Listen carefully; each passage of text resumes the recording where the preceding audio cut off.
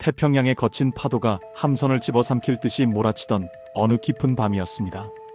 미국 필라델피아 조선소의 웅장한 도크에서 막 출항한 최첨단 함선들이 수평선을 가득 메우고 있었죠.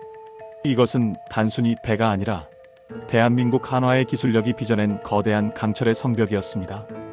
미국의 최고 통수권자가 말하라고 별장에서 손가락을 치켜 세우며 한화의 로고를 가리켰던 그 순간 전 세계는 직감했습니다. 이제 바다의 주인이 바뀔 것이라는 사실을 말입니다. 7조 4천억 원이라는 천문학적인 자금이 투입된 이 거대한 프로젝트는 단순한 비즈니스가 아니었습니다. 그것은 멈춰버린 미국의 심장을 다시 뛰게 만드는 K조선의 마법이었죠. 함교의 푸른 불빛 아래 최소위는 긴장된 눈빛으로 레이더망을 주시하고 있었습니다.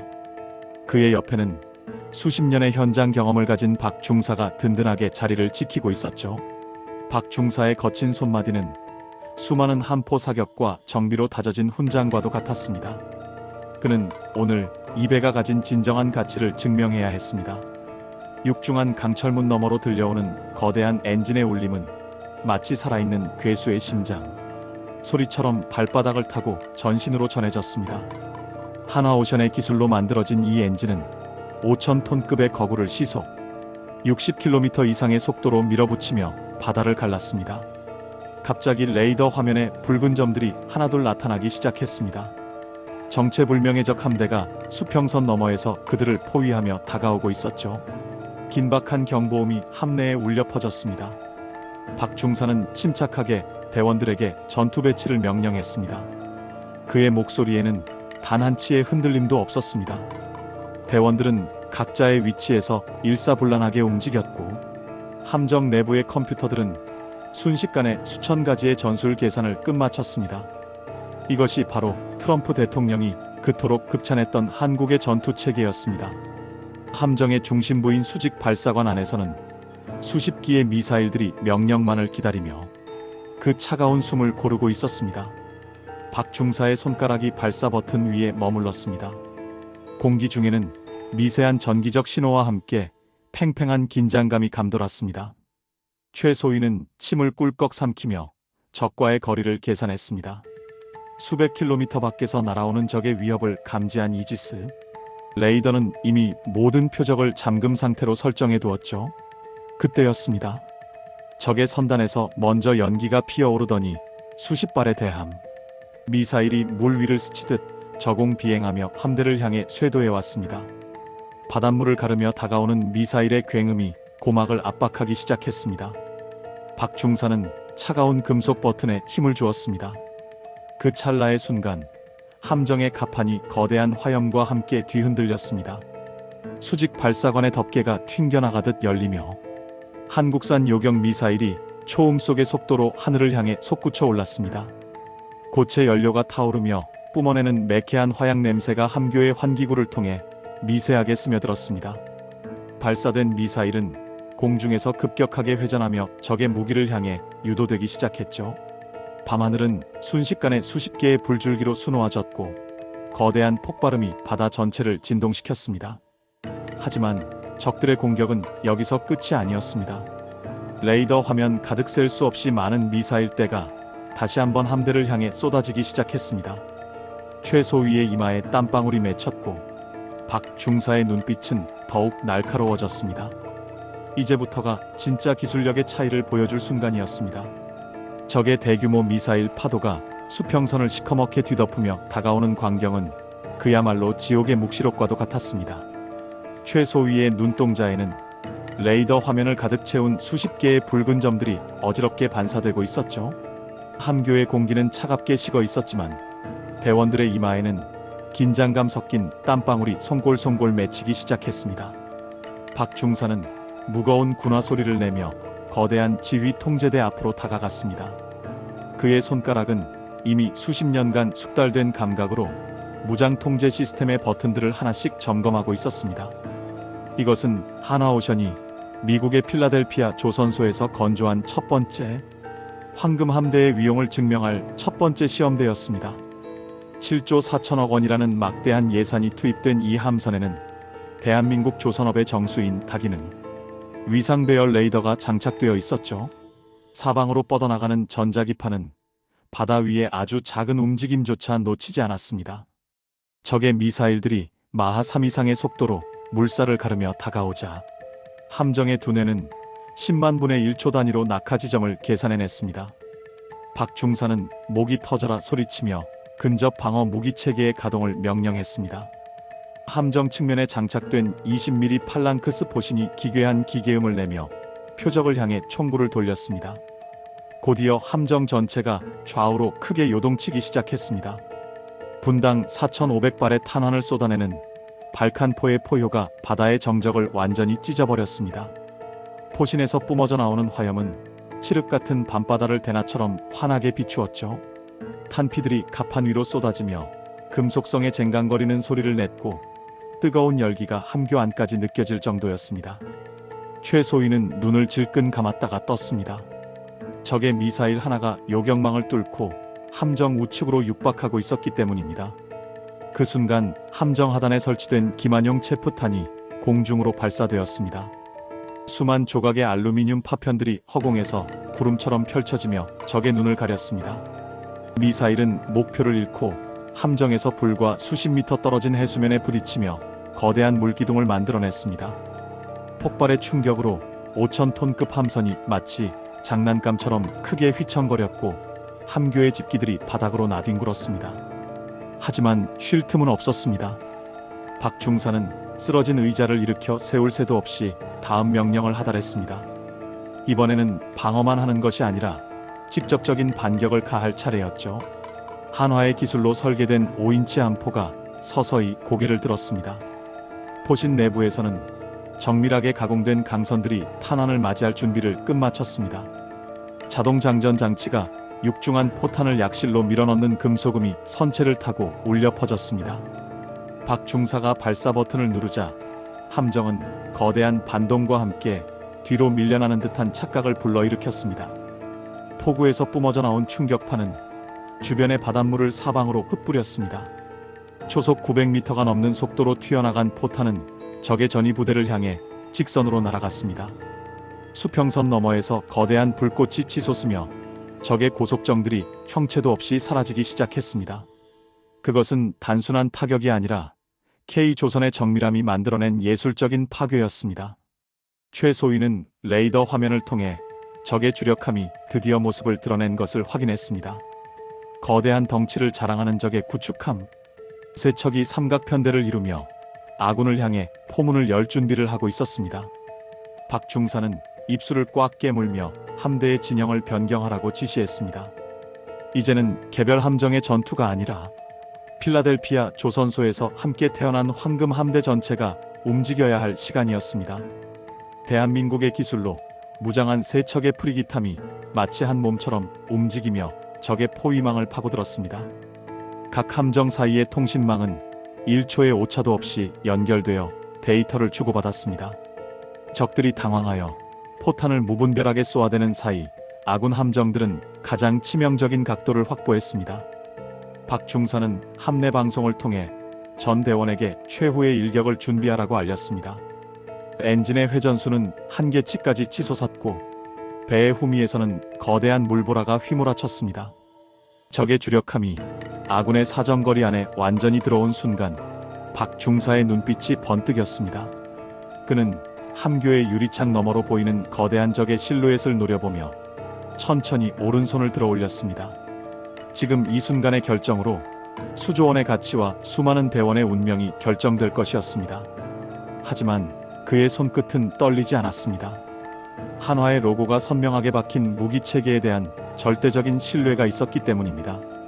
그때였습니다. 조용하던 바다 밑바닥에서 기분 나쁜 진동이 전해지기 시작했습니다. 레이더에는 잡히지 않는 정체불명의 신호가 음파 탐지기에 포착된 것입니다. 최소위의 안색이 하얗게 질렸습니다. 그것은 수면 위의 미사일보다 훨씬 더 치명적인 위협이었습니다. 심해의 어둠 속에서 아군의 함선을 노리는 거대한 그림자가 소리 없이 다가오고 있었던 것이죠. 박중사는 급히 음탐사의 보고를 받기 위해 헤드셋을 눌러 썼습니다.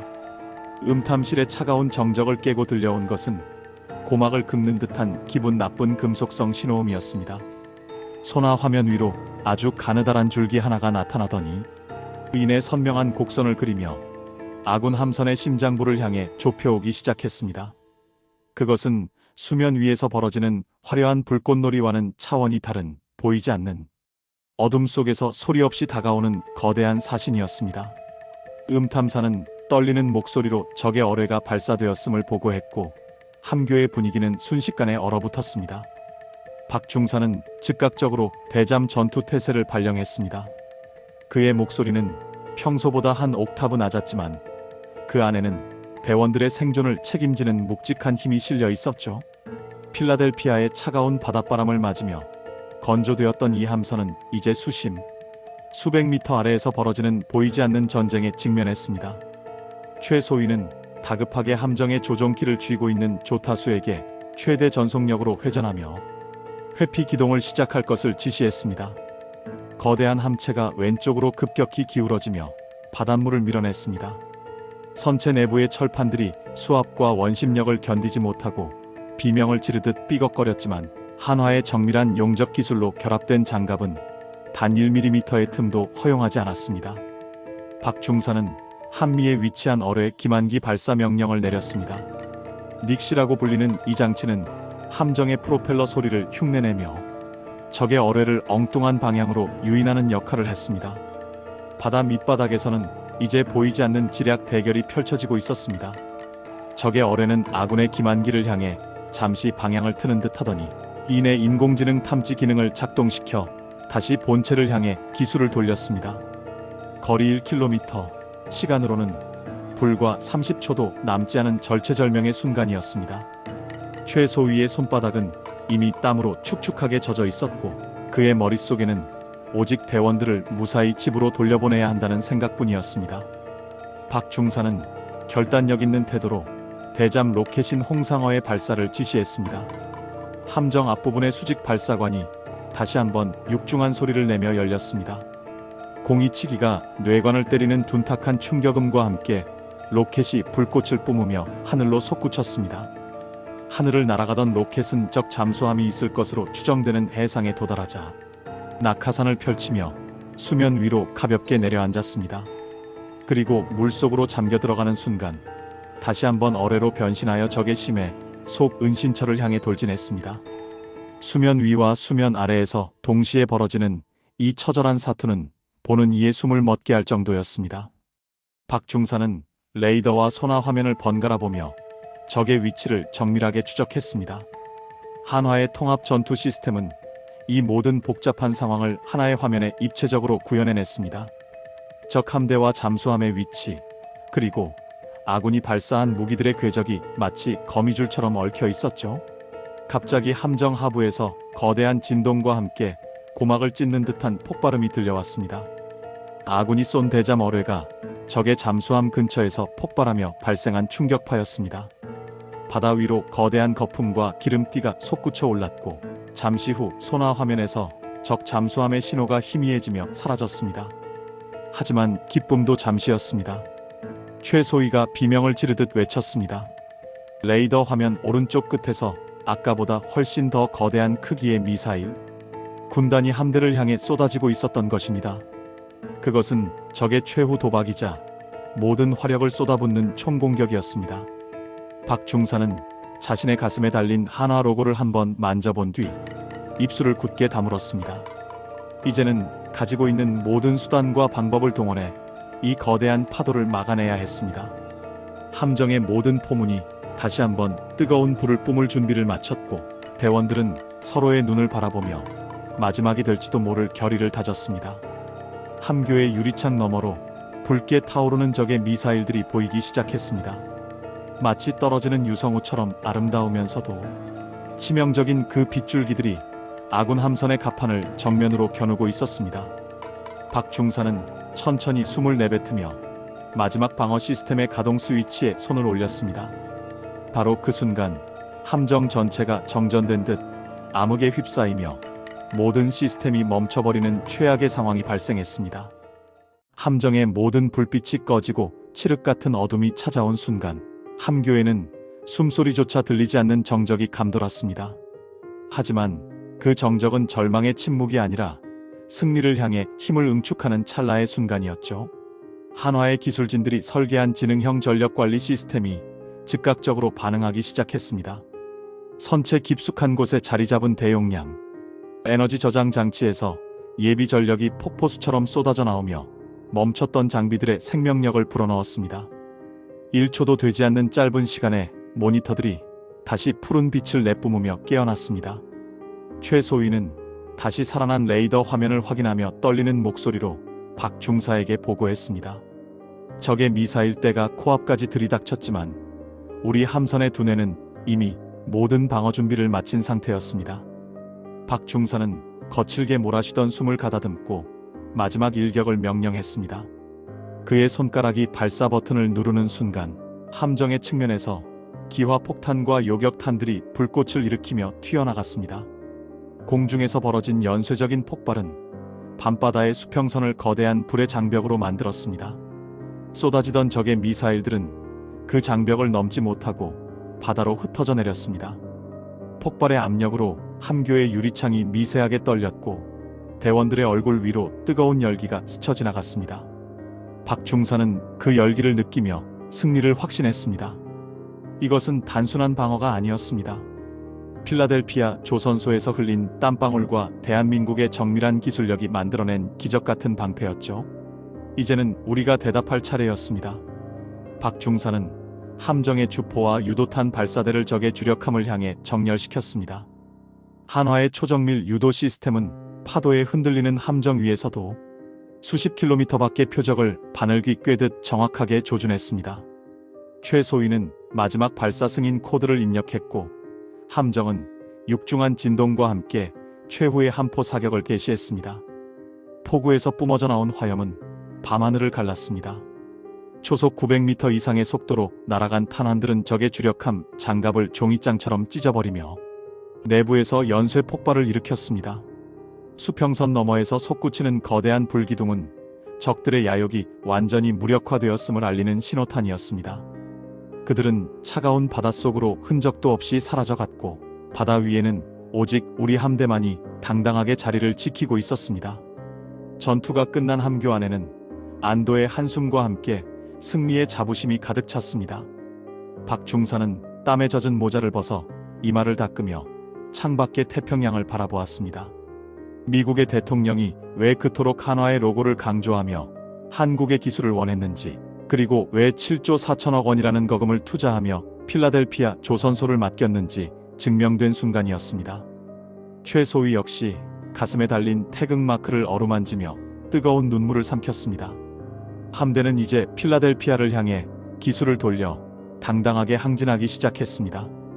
거친 파도를 가르는 선체는 그 어느 때보다 견고해 보였고 엔진의 구동음은 승전가를 부르는 듯 웅장했습니다. 멀리서 아침 해가 떠오르며 황금빛 바다를 만들자 한화의 기술로 빚어낸 함선들은 그 빛을 받아 찬란하게 빛났습니다. 이것은 세계 조선 역사의 새로운 장이 열리는 순간이었으며 대한민국의 국격이 전 세계 바다 위에 우뚝 선 역사적인 하루였습니다. 박 중사는 함교를 내려가며 대원들의 어깨를 하나하나 두드렸습니다. 이제 전 세계는 압니다. 바다 위에서 가장 강력한 방패와 창을 만드는 곳이 어디인지를 말입니다. K조선의 위대한 발걸음은 여기서 멈추지 않고 더 넓은 대양을 향해 끊임없이 나아갈 것입니다.